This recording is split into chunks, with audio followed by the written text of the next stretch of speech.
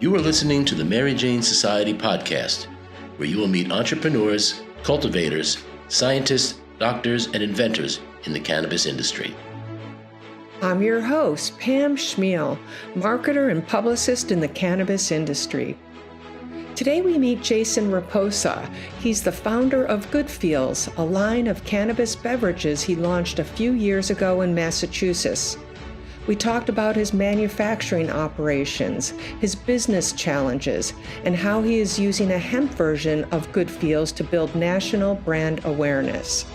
He's constantly tinkering in his R&D lab to produce the best beverages on the market and is taking his time growing with the industry. Let's meet Jason.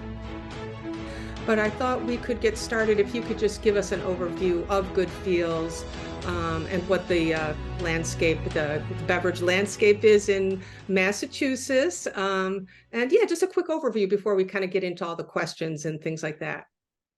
Sure. So Good Feels, we're a cannabis manufacturer.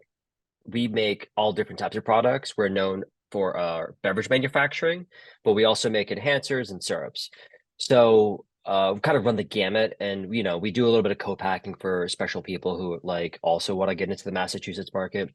But beverages in particular in Massachusetts are a strange beast, simply because it's a few percent of the market. And so beverages, although they do have a role in the Massachusetts market, it's a very limited amount of volume that you're really driving. So we're not talking about like Coca-Cola like levels of like manufacturing. We're talking about, we manufacture a few pallets occasionally, and like we just sell through those and we make a little bit more. But since it's such a small segment of the market, people get really excited about it, but it's a long-term play with a lot of this stuff. Yeah, definitely. Oh, okay. So I didn't realize it was that slow of a trickle into the marketplace as far as. Yeah, I think a lot of people need to be aware of that as they're coming to the market. It's not this panacea all of a sudden, oh my God, everybody's drinking it now.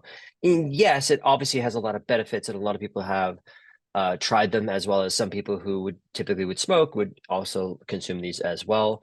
Or sometimes if they still smoke, they'll also still consume them. So it's a great format, right? Just drinking things. It just feels good.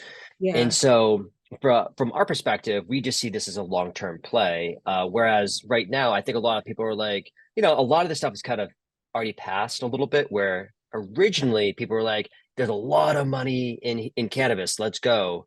And even to a certain extent, I had that fever a little bit when I started too, as my own fault, which is being like, hey, there's a lot of money in here. Let me just go figure this out.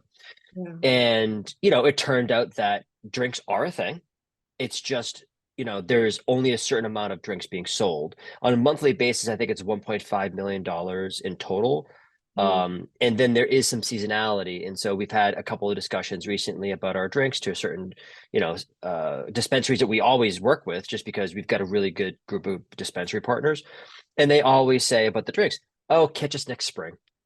They're just not going to move right now. Like just in the spring, right? Like just come back to us later. So it's like, yeah. Right, exactly. So, I mean, I don't believe that fully, but they know their store better than anybody. So they're going to see the point of sale data that says many people are just not buying as many drinks, right? So they'll keep some in stock, but they're just not going to keep it in stock. Or they're not going to restock until probably like springtime. And I know I should know this, but is there any state in the United States that can sell e-com within their state? Like, could you sell off of your website? Yes, I mean that exists in a way in Massachusetts as well, and so you can technically, purchase. It's not fully e-commerce, although there might be a solution for this. I haven't heard of it yet. But you can basically say like, hey, I'm going to go and pick this up, or I'm going to get it delivered. But the transaction usually happens at the point of sale when you're there, and so I don't know if there's actually is that fully 100% true? To be honest, I'm not even sure. There might be a solution already out there that you can actually purchase it directly online and then go pick it up or get it delivered. But I know on the delivery side, you don't hand the product over until they've actually like the exchanges happen, and usually it happens in person. It doesn't happen like on a transaction online, and that has a lot to do with obviously the credit card manufacturers as well. Right, and because you're a manufacturer, you can't sell. If it were as far as We're Yeah, concerned, yeah, we can't sell direct to consumer because you're, unless we're entering the hemp space. and what I know And in Massachusetts that your, or I believe your delivery system has warehouses. They can also, Mhm. right? So is that an Yeah, that option? was something. Because Yeah, they that's something have that they more fought space. for. Yeah. Yeah, a lot of the delivery operators fought for this, and I was obviously a supporter. I signed my signature along with everybody else to say like this should be a thing, because before it was a courier service. Basically, it was like DoorDash versus doing like an Amazon FBA where just products get warehoused, right? Or I guess DoorDash versus like GoPuff. Right. Hmm. So that's Where GoPuff's they model. have It's the like they inventory. actually warehouse everything themselves and they just do deliveries directly from their warehouse. And they're not just like a DoorDash driver picking up stuff on their way.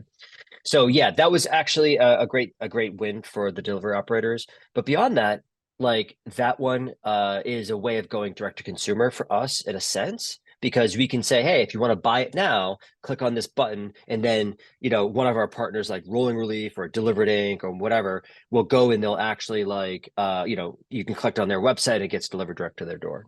Oh, okay. So that is something that you're working on as Mhm. far as Yeah, and we've developed some technology around that ourselves. I'm a technology guy, so like I'll just hack around some of these things. And so we were able to embed like the Delivered Inc. menu onto our website, for instance, which is a oh, delivery operator.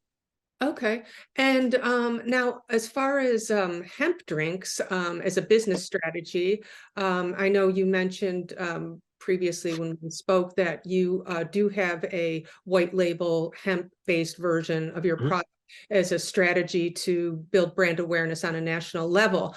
So, what is that hemp drink, and how is that working for you as far as building brand? And are you really even putting a lot of marketing muscle into that?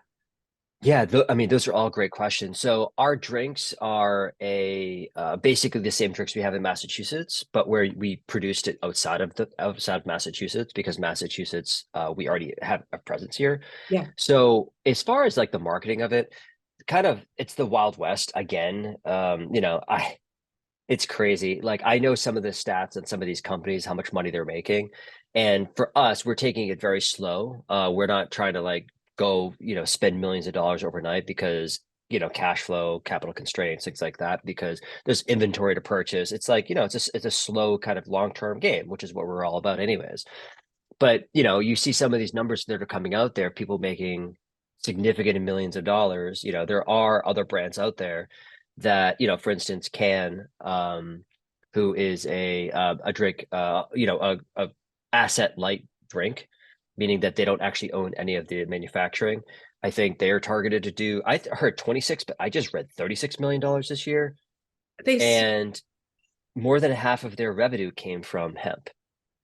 So you think it's a small thing, but it's not. And I actually know of another company who I just saw an ad on YouTube for YouTube pre-roll ad for a hemp company, and they make over $100 million a year. And I know that with some confidence because I know some of the inside details on this stuff. So there's a lot of money being made outside of the licensed cannabis industry, which again, I am in the licensed cannabis industry, but we also do have this hemp drink that's on market in the market as well, is that or like soon to be in market. Actually, I should say. oh, it's soon to be in market. Okay, so you're Mhm. really just starting off on that foot. Exactly. That's what I was saying. It's like even just purchasing the inventory where there are cash constraints in the Massachusetts market with our accounts pay receivables. Like our receivables are a nightmare sometimes, and everybody in cannabis will tell you that. It's just like dispensaries, they sell the product. And I know they have their own things going on, of course. They sell all the product. We say, hey, time for a reorder and also pay your bill. And it's like they'll take the reorder, but sometimes they'll take a lot longer to pay that bill. And we have one customer that's 190 days overdue at this point or something like that. Yeah, it's pretty bad. Yeah, no, I've been reading about that. It's terrible. So is this hemp drink product a D9, D8 product or It's a D9. Yes, and so we use the isolation. So there's a lot of different ways you can create a proper D9 drink, and you obviously have to be really your partner has to be really trustworthy. And so, we vetted our partners with this stuff, and we're actually looking at a few other partners as well across the country just to make it more efficient because in the national scale, now you're talking about shipping water, right? And shipping water is expensive. And so we're going to try to find producer partners in the Northeast producer partner in the South, producer partner in the Northwest, most likely as well, or even central-ish. Thinking about Minnesota still. We'll see if we ever go to the Minnesota market. I'm not sure yet still. Well, yeah, and also like you said, it's just a slow build with the beverage industry in general, and also it's going to be, who knows how long it's going to be before we have interstate commerce and you can start shipping, your THC. So you're right, there's no rush really right now. Yeah, exactly. I know if I'm based in New York City, if I was producing a beverage in the New York area, I would focus on putting my hemp derived beverages to build brand awareness in the tri-state area, because everybody travels constantly between these, states. Right. That would make sense to me. Yeah. How are you guys thinking about that? Yeah. So New York is off limits right now for us. So it's a state by state thing. New York just passed, the OCM just passed this rule that basically says you can only have up to 1 milligram THC per serving. And on the hemp side specifically. And so we're a low dose drink, right? So our original products were 3 milligrams. So we're not that far off. We could definitely make a 1 milligram THC drink. And then you have to have a 15-to-1 ratio of other cannabinoids. And so you'd have to have like 15 milligrams of CBD to 1 milligram THC. So there's extra little things that they added in here, basically to destroy this whole situation, to protect the licensed cannabis market. And I understand kind of what their heart is, because the OCM actually manages both hemp and cannabis, which I didn't realize until recently. So, what they've done is basically effectively destroy the hemp beverages in the New York market. But with that said, because we've had many discussions with producer partners as well as distributors in New York. And we were talking to one recently that was ready to go. And then all of a sudden that ruling came down on like a Friday or two ago. Mm-hmm. So, but the long story short is, yes, national presence. It's great to get your brand out there.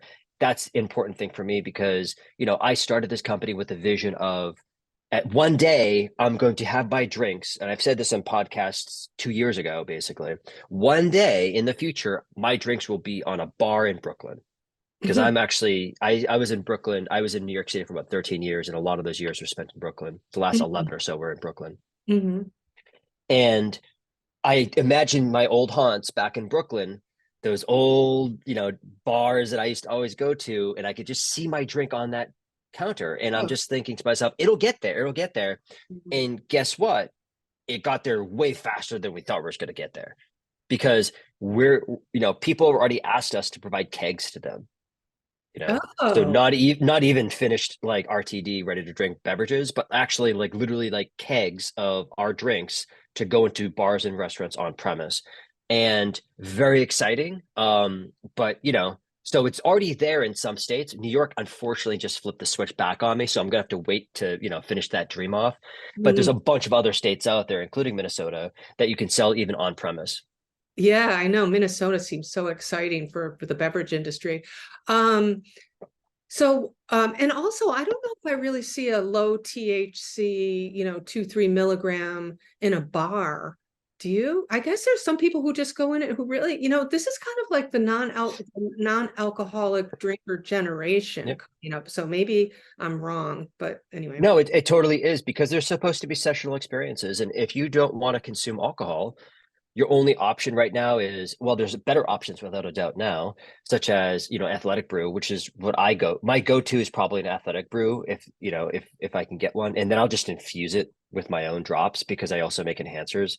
And so it's very easy for me to just like add in THC and CBD whenever I want to. Yeah. And so that's a great portable format to be on the go. But as far as bars are concerned, absolutely. Like, I don't want to be the wallflower. I don't necessarily like, I'm going to this, it is a social lubricant in a sense, because you have cannabinoid combinations, depending on how you put them together, depending if you're putting the terpene profiles into it. There's a lot of things you can do with cannabis to create a really great effect for a lot of people that will keep them like social and engaging and fun, and but it's not alcohol, right?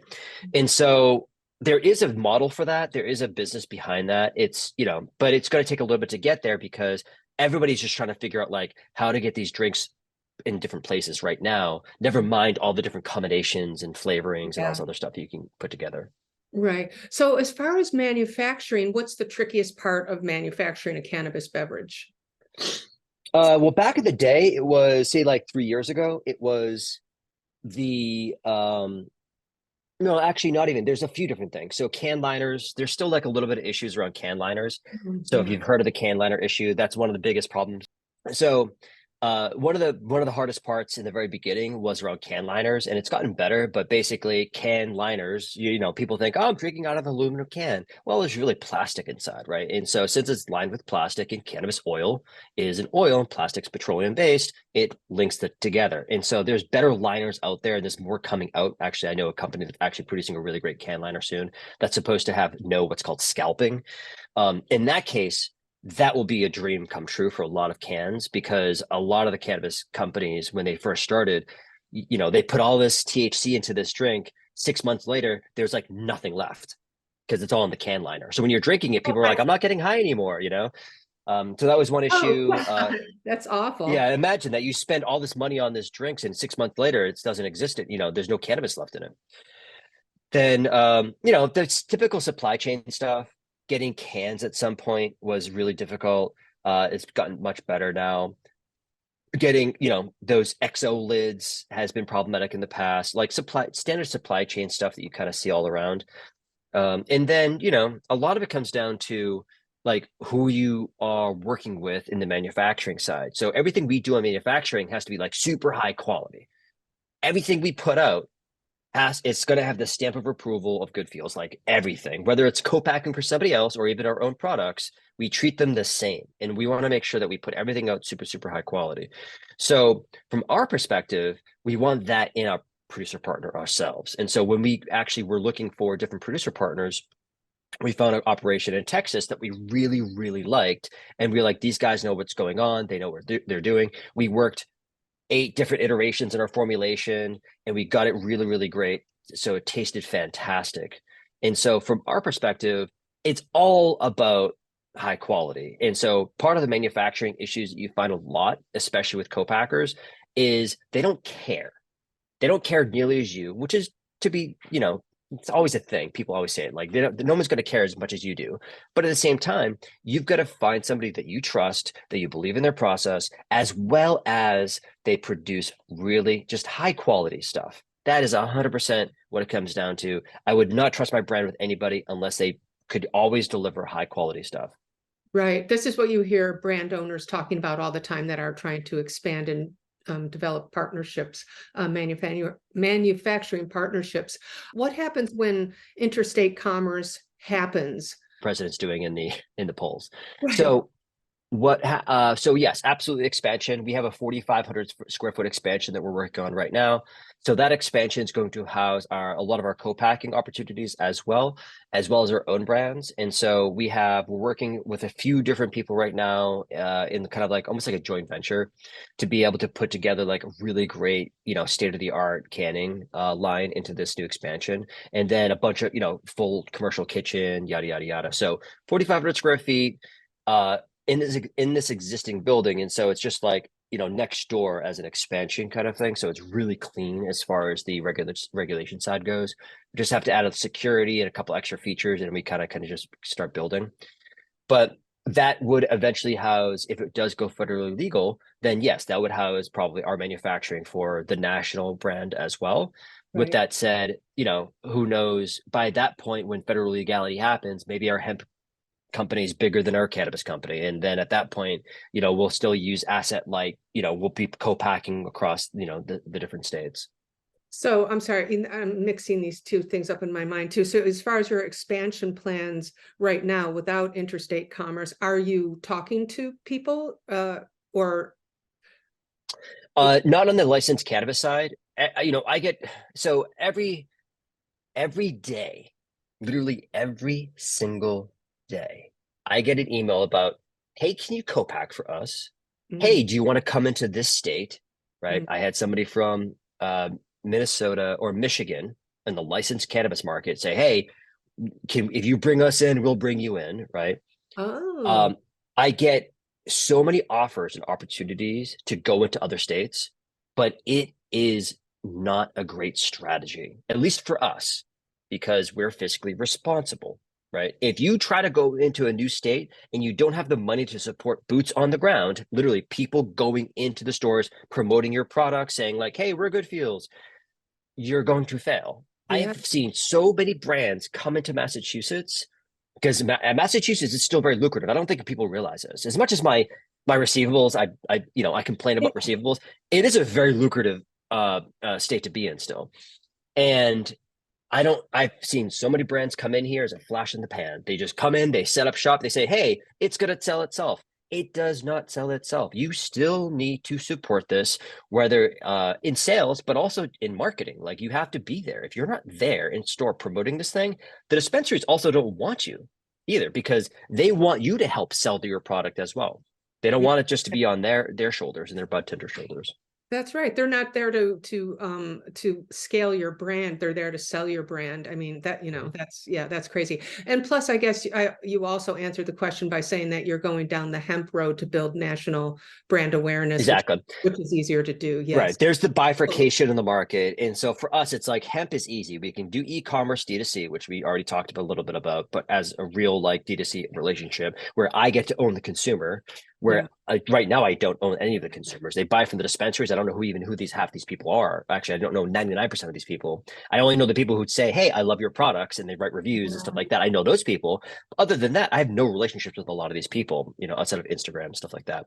Yeah. But on the national side of the hemp side, now we have access to all these people. We have first party data, which is extremely important in marketing because now I can remarket to these people. Now I can do targeted ads. I can do lookalikes. I can do all these wonderful things that right now I'm currently handcuffed in Massachusetts with. Right. Okay. Perfect. So what about the big debate now on THC levels for beverages? I know you're low dose, so maybe you think that's a good way to go. And why did you choose low dose? I mean, maybe that's your restriction. You're at the highest restriction in Massachusetts, but do you think that's the way anyway, as far as a beverage to go? No, there's all form factors for everybody. I feel like the reason why I created the beverages the way I created them is because I literally wanted them for myself. Sure. I had an itch to scratch and I scratched it. 5 milligrams. I actually remember I started with 3 milligrams because 3 milligrams, I could have like 3, 4, 5 of those in a night and I feel fantastic. Right. 5 milligrams, I can have personally like 2 or 3, you know what I mean? Before I'm like, all right, I'm getting a little bit too high right now. And, with tolerance, some people have different tolerances, some people are more adaptable. And, eventually I can imagine myself, if I was consistently drinking 2 or 3 a day, excuse me. If I was consistently drinking 2 or 3 a day, I would probably have 4 or 5, a month or two later, I'd be like, actually, I kind of need 4 or 5. It's very similar to alcohol tolerance in that sense. If you're drinking consistently every weekend, your tolerance is going to go up. If you're not, and you haven't touched it in a while, a 3 milligram beverage, 5 milligram beverage might hit you in a way that you don't realize. And so I've always been a proponent of low dose, whether that's just to drive new consumers into these dispensaries or new consumers into cannabis in general to see all the, I say medical, but I can't use the word really medical, but all the benefits, I'll say, of cannabis. But there's also people who come to me and say, I just wish I had a little bit more because I need 25 milligrams to feel anything, right? If I eat a brownie, I make my own brownies. My brownies are like 200 milligrams each and I'll have like a half of them, before bed. Cool. There are definitely people out there and we actually serve those people as well with our high dose syrups. So like we're very much into both worlds. We actually just released those. Have not made a lot of announcements on LinkedIn about all the new stuff we're doing. I don't know when it's appropriate to do stuff like that, but nobody actually has even heard, especially on LinkedIn, about our new hemp beverages either. So like a lot of the stuff is kind of like brand new. And so I'm still, I'll figure out where that fits into the marketing side of LinkedIn. Eventually you'll hear more about it though. Somehow I did hear about it. And that's when I thought, oh, wow, that's great. I think it was in your newsletter. I saw that you announced it, right? That the high dose one. Yeah, the high dose beverage enhancer, which is kind of one of my favorite coming soon or coming up in the market consumption form factor that I really like. Between the powders and the enhancers, I think are really great. So basically, okay, so so the levels in Massachusetts, the top Limit level. is 5. Oh, I thought it was 10. Okay. No, Is most it states 10 in it's 10, it's 5. 10 in edibles? Is it 10 for Nope, edibles? 5. Oh, 5. Okay. I thought All MIPS are 5. And so if you a 20 pack of gummies, it's limited to 100 also MIGs in total for a package. So it's usually the math is 5 times 20. It doesn't have to be, it could be like 1 times 100 if you want it to be. I think there's like a little candy out there that's like a 1 milligram candy. Joy bombs, I think they're called. And it's like 1 times 100, right? So you can have a pack of 100 candies. So how are you selling your high dose in the state if it's only a Mm. 100? So, well, that's 500 milligrams, Uh-huh. right? So that blows everything out of the water because that is it's a tincture. So it's a very specific format, right? In a tincture format, you technically have I believe there still is a 5 milligram limit on those. However, you actually have up to 5,000 grams or 5,000, sorry, milligrams of tincture to get to your allotment. However, the max for a tincture is technically 500 milligrams, whereas an edible is, because it's considered a concentrate, Okay. versus an edible, which has a cap of 100 milligrams. And we were very intentional with our design because we do truly want to make this a real tincture versus, if you see what, people are passing off tinctures now in the market and they don't look like tinctures. So like we were very intentional with the purpose of the way we created ours to make sure that we were very much above board with all the regulations to make sure we truly are creating a tincture. Well, a tincture is you take orally, sublingually, right? But what you're talking about, the beverage enhancer is not a tincture. But is that what you're saying? People have Oh yeah, so our traditional beverage enhancer is under the edible category, and we actually do cap that at 100 milligrams. However, the Good Vibes product, the new product we just launched, is a water-based tincture, right? And so we're calling it a syrup just because marketing, people are already starting to search for syrups. We've had this product ah, for at least 10 months, maybe even a year at this point. Probably it was around this time last year we had developed this product. We just put it on hold for a really long time because our beverage enhancers that limited at 100 milligrams are selling so well. And then what ended up happening was people kept on coming back to us and said, we love your beverage enhancer, but you just need more. And so as we started to understand the consumer segment more, we just noticed that there was another bifurcation, another separation in the market that said there's plenty of people who love our low dose kind of beverage enhancer and they like the added CBD, they like the flavors we have, but then there's a whole new group of people out there that we're not targeting which want more THC. And so under the tincture rules, then yes, because you can take this straight in your mouth, right? Our beverage enhancer is meant to go into a drink. Our tincture, our Good Vibes tincture, you can take it straight, do it sublingually, drink, like that way, ingest it that way. But you can also, since it's water-based, you can also put it into a drink as well. oh, okay. Okay. Gotcha. That's right. So that's what I was wondering also, because Mhm. right, what you take sublingually versus what you could put into a drink doesn't always mix. This does both, right? Yeah. So you could do both with this one. Our Okay. beverage enhancer, I don't typically recommend people take it straight because it's going to taste like a sour gummy. Because of this particular technology, it's really, really great technology. But with that technology, it does produce some off flavors, which we have to cover up and mask with flavor masking. And so therefore we have to add a little bit of, citric acid, like extra little things in it to make it more palatable in a drink. So if you were to take it straight, it tastes more like a sour gummy than anything. So it's not awful. It's just some people don't want sour gummies. Yeah, yeah. And what about so are all your infused beverages distillate only? Or I know I've seen you online talking about the different, cannabinoid ratios that you like and things like that. So how are your products made? Yeah, I mean, we have a full R&D like lab here, basically, right? So we are always developing new formulations. Whether we release them is a different story. Today, yes, we are only making distillate-based products, and the reason why is because in order to dial in this flavors specifically, in a lot of surveys we've done, people don't like the taste of weed in their drinks. And Mhm. so the majority, and I know there's obviously going to be people who do, which I actually prefer it. I actually really like the taste of weed. But there's many people in our customer segment that are just coming in and they don't necessarily want to be reminded of the plant. They just want to have fun. And so we're very much just like, all right, so we have to have a really high percentage THC. And when we're shopping around for distillate, which we're often doing because we're blowing through product right now, especially with this new launch, we always required 90% plus. Like it has to be 90% plus THC. And then the TAC usually falls around like 92 to 94%. So it's basically or nearly 100% cannabinoids at that point, right? So it's like the highest test you can get. In our Good Vibes product, it's not as aggressive, but we try to target 88 to like 90%, 85%, depending on pricing, we probably go to. And that will include a lot of the other cannabinoids as well. So, more of like a full spectrum product at that point. There'll definitely be some CBG, CBD, and some CBN potentially in there, even some THCV sneaks its way in there. But for the most part, future, absolutely. We love cannabis. We love cannabinoids. We are a giant plant fan. So I make formulations all the time for people. And somebody just requested another formulation today of the new pain medication. I can't say that word. The new pain kind of thing, relief that I put together for my mom. Somebody actually just reached out to me and said like, hey, I would love some of that for myself because I'm going to have surgery too. So, and that blend is 10 per dropper. It's 10 milligrams THC, 10 milligrams. Oh, no, THC, 10 milligrams CBD, 10 milligrams CBG, 10 milligrams CBN, 10 milligrams CBC.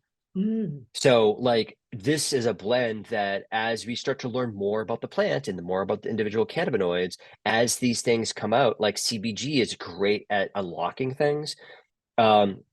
THC is really the great unlock in my opinion though. Like if you just add a little bit of THC to things, it's just going to make everything better. And then the CBC is another a great unlocker as well. It potentiates almost like the effects of the other ones too. So it's like everything is just like elevating the CBD and the CBN having analgesic properties, pain relief properties that helps the relief. And so like in CBD relaxation, like all these things are playing together harmoniously. And I get really excited about different formulations that we've put together because we've got energy, we've got relax, we've got all these wonderful, restore, rocket fuel, like all these fun names we've put together for these things. Flower power is a new one that we're looking at right now. Like there's just fun, like we just put these things together because we generally just love and enjoy building awesome products, but B, the plant, most importantly. Yeah. And so are you working with a bunch of isolates in your lab? Is that what you're doing? Primarily, yeah. So we're taking it from that more of a, and I hate to use the word pharma in this sense, but kind of like a pharmaceutical approach where we're isolating individual components and recreating the plant versus like taking something that, one specific strain that has those properties and doing that. We have considered doing stuff like that. We have technology to do that as well. But the problem with that is to get that consistent strain over and over and over again with that same cannabinoid profile is just, it's way too much of a risk for our business right now. We can't create a new product and say, hey, this is going to, for the next 20 years, this product's going to exist in the market because we don't know if we're going to get that same cannabinoid profile, terpene profile from those strains year after year. Even with cloning, there's a little divergence occasionally. So it's like, we haven't made that bet just yet. So we're basically recreating the plant in our own way. And also going back to the distillate in your products, it seems like as a business owner that starting out in the market with the distillate gives you better profit margins in your manufacturing, and that until the consumer gets more knowledgeable and becomes more of a connoisseur of the plant and all its benefits, that why waste money putting in all these cannabinoids in these mixtures and these strains, right? Is that kind of the thought, I guess, right now? Yes, there's a lot of that. Yeah, because there's like education, especially like our beverage enhancer, education, like a drink, you crack it open, you drink it. Super simple. I know. A beverage enhancer, you have to like educate people like, oh, don't put it sublingually. It's not going to taste good. Put it in a drink first, then you stir it, or some, depending on the technology, you don't have to stir it, and then you consume it, and then whatever. So there's a lot more education with the beverage enhancer. So if we were to then compound that education with like, now you have to understand terpenes, now you have to understand all these other cannabinoids and how they're going to benefit you. And it's we're just not that the capital to be able to pull something like that off is just not there in the market, right? So yeah. And it's over. Why fight that why fight that uphill battle of trying to convince everybody this is good for you when Like they're gonna get there. It's just it takes time. Yeah, yeah. You're consumer, so you don't really have any data or anything on your consumer, what they like, what they don't like. Is there You anything do, you do? but Okay. not a ton. It's not as much as we would like, right? So on the licensed cannabis side, we've surveyed well over 500 people at this point on all our different products. So we do have first party data in that sense about like, flavor profiles, like even our original flavors. We surveyed 50 to 100 people, even our first round of flavors. And we had started with like, internally, we had started like 40 something flavors. We narrowed it down to like 5. And then we had, an audience to choose from like those 5. We used to throw parties at my house, just saying like, hey, try all these flavors and see what have a survey. And we've surveyed so many people, including the good vibes, right? The good vibes came as a product of surveying because they were literally like, I need a high dose version, right? Yeah. And beyond that, even the flavor profiles came from surveys. The format came from a survey. A lot of the syrups out there, there's like an 8-ounce syrup on the market right now, but it's like a maple syrup bottle. Literally, it's like a giant bottle. And with a giant bottle, it's not portable. Like, yeah, you can keep it on your kitchen counter, you know what I mean? But like, you can't just stuff it in your pocket and like walk around with it, right? And with ours, we chose to use a 1-ounce bottle, right? And so it's very portable. It's very easy to get to. And then measuring was super hard too. Measuring some of these syrups, you go glug, glug, glug, glug, glug, and you're like, I don't know how much is in there, right? And somebody had a really bad experience. They had told me about it. They were like, hey, I didn't know how much I was putting in, but I thought it was around like 20, 25 milligrams, but it was way more. And I was just like incapacitated the rest of the night, right? And I don't want to do that to people. So we actually include a dropper with actual measurements on it that you can actually precisely dose how much cannabis you're getting. Oh, great. That's great. Yeah, because okay, right.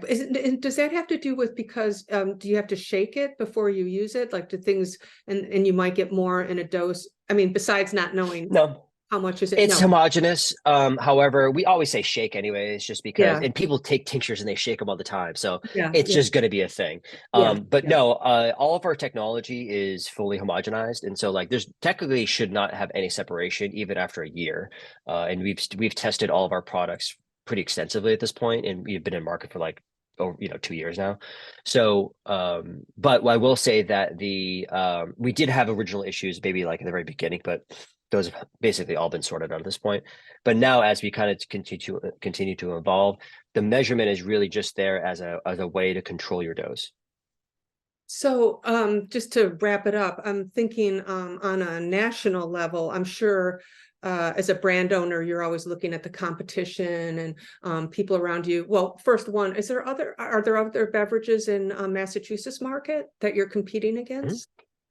Yeah, but we're like frenemies, you know what I mean? Oh, no, I don't mean It's like, like, no, yeah. I'm just wondering who else is there. Yeah, I don't mean, yeah. Yeah, so there's Levia's here. They got purchased by Air, which is an MSO. They operate in a bunch of states, but they were one of the big success stories. They were the first ones to launch really like big. There was another product that already existed in the market before them called SIP from our friends at ComCan. But so there's SIP from ComCan, then Levia came out, then Cantrip and Theory came out around the same time. So Theory has a product called High Five. They're like a craft MSO themselves. So they're in multiple states, but they're like, they're a very lean kind of company in that sense where they're more craft than anything. What's the company? Called Theory Wellness. Oh, Theory. Yes. Yeah. From Yeah, like the Theory. Vermont area or something, right? Yeah, they're also obviously in Massachusetts, and I think Oh, they just yes. have some New Jersey thing happening right now or a New York thing. I can't remember. I haven't talked to them in a minute. But they have, and they've got this new, store that they're launching actually. It's gonna be very exciting for beverages in Medford. And then they actually just got on the docket for the agenda actually in December. We just got an email from them that they're ready to go to make a purchase. Oh, So even though, and that's the thing, is like they have their own drink called High Five, and they make an energy version and all these great flavors. We also have a set of drinks, but they buy products from us, right? So we are competing in some cases, but at the same time, they're buying $10,000 almost worth of products from us a month at this point. oh, So it's a fantastic situation in that sense because they realize that, you know, optionality is really important to a consumer, right? It's yes. not just like you Ah, only have this one product on a shelf. Like Yeah, but like, what about the other ones? You know what I mean? And so they Yes. bring us on and our beverage enhancers specifically in their stores, and we sell tons of these things in theory. If our competitors can buy our products and sell them in their stores, then anybody can sell these things because they're that good. Mhm. So yes, Theory was around the same time. They launched High Five around the same time as Cantrip, and then a number of other ones have come out since then. Novel company that makes Buzzy and a few other soda kind of type products. Then there's the drinkable company that's in the market right now. Mahoney, Mark Mahoney, John Mahoney. Those guys are great guys. They make Tiger Tea. John Mahoney is, he runs like not, I don't know if he runs or how the relationship is, but Atomic Roasters, that's their company. And so they have a cold brew, like a nitro cold brew that they have, a THC infused cold brew. And then I think Honey Cat from Ben Kennison just came out, which is also they make a cold brew. So there's a bunch of products that are coming out. But again, we can all play here, but at the same time, it's like there's not that much revenue being generated if you split it across all these companies, especially Levia being still very much the lion's share of the revenue being generated is very much Levia. Okay, okay. And how about out of the Northeast? Just looking at, I'm just thinking, Minnesota just seems to be Mhm. so exciting, and you would want to go there if you're a beverage maker. It seems like a good opportunity. But I'm thinking like, just some craft people like you, really, Mhm. who are there, not like these big companies. And do you see a lot of them popping up, or are they on your Yeah, radar? Or just, yeah. yeah, a couple of those people that I just mentioned. So like Ben used to work at Levia, right? Now he has his own brand called Honeycat, right? So he was with the Ayer, loved, the MSO, and then he moved and did his own thing. Okay. Then there's like I said, the Jerkable company. Those guys are just, they're entrepreneurs themselves and they kind of came in. They're not an MSO, they're an asset light brand. And so they have operations in Maine and in Massachusetts right now. They're not huge, but at the same time, they make really tasty drinks. I especially like their Tiger tea because I like tea. So that was a good one. And then, but you I'm do have some other smaller operators that are doing the asset light. So instead of building their own manufacturing and all that stuff, which I did, which I didn't know what asset light was when I started. If that was a thing, I might have done the same thing myself. Yeah. Fortunately, I didn't though, because I actually, with co-packing, the revenue that we can get from co-packing plus our own products is way outpacing anything I probably could have done asset light in the Massachusetts market. So from my perspective, like I think it's a win-win that we actually ended up going with our own manufacturing plant. But there's a lot of brands coming online right now that are doing asset light, and they're coming to us. Oh, Kelia, I forgot about Kelia, Sarah and Shirag. Like those guys are really, really great. I really definitely like their product as well. So, and they're not carbonated. So they're not like they're there's a lot of carbonated drinks out there. They're one of the very few companies that actually do like a flat drink. And but so like, there's a lot of really fun brands that are coming out online, and a lot of them have asked us to co-pack for them. So we'll see kind of like which direction we go with all that stuff in the future for cans and stuff like that. But for the most part, like a lot of interesting things happening in the Massachusetts market. But I would suggest to anybody listening to this podcast, if you've made it this far, if you are going to make a drink, definitely look at the hemp side before you start looking at the licensed market side, because we are so handcuffed and restricted in what we can do in the Massachusetts market. If I could have started again, I would have started the hemp side. I do actually have a hemp company too. As a side note, I actually now have two hemp companies. Sorry, I probably should have clarified that. So I started with hemp before I went to cannabis. And the reason why I went to cannabis was because I knew I always wanted to make ingestible things. And in hemp rules in Massachusetts, if I'm a Massachusetts manufacturer, I can't make a drink. Mhm. So since it's super restrictive, I went into cannabis to make the drinks. Wait, but you are a manufacturer. You're saying you can't be a manufacturer. So if you're a hemp Oh, company, processor. Processor? the processor, yeah, the processor rules in MDAR say you cannot make anything food or drink based, right? Okay. So I went away from the hemp side into the cannabis regulations, which do allow that. Even though it's the same state, there's two different sets of regulations. Wow. Okay. Well, that's good advice. I think that's really good, unless you want to add anything to the end as far as advice you would want to give someone. But I feel like you've given people a lot of great advice. Um, Yeah, I mean, I have tons of advice. I mean, so I think and I'm always willing to help. So occasionally I'll field a phone call from an entrepreneur who's getting started, whether it's in cannabis or not even. And there's a lot of things that, I've learned over the last few years of even just being in this industry, even though I'm a successful founder twice over at this point from other companies, right? So I think, if I was entering the cannabis industry today, you have to think about really interesting novel products, but also have a mass market appeal. And then that's almost like a dichotomy in itself because those are two conflicting concepts in a way. But a lot of dispensaries, they have drinks. They don't want any more drinks. Yeah. They've told me so. They're like, we're good. We're good. Our vault is filled. Like we can't fit anymore, first of all. And second of all, they don't move that fast. Yeah. However, so do something outside of drinks, maybe, other types of MIPS, food and stuff like that. We get a lot of people looking at us right now for co-packing, all different types of things, which I can't talk about. But, if you are looking as a brand to come in or a new startup coming into this market, talk to me first. And I'll tell you, like the lay of the land of like, if you like, hey, I've got a ketchup that I want to release or something like that. Well, Ocean Breeze does a ketchup. Like, take a look at them first, right? Like, there's just these interesting little things out there. But how much ketchup are you going to consume in a day? You know what I mean? Like, it's like there's things like that you have to think about when you're starting to put products together. Because now, does that have such a mass market appeal? It's more of a novelty in a sense, right? It's just like, hey, how many times? It's just like how many times can you have an infused ketchup?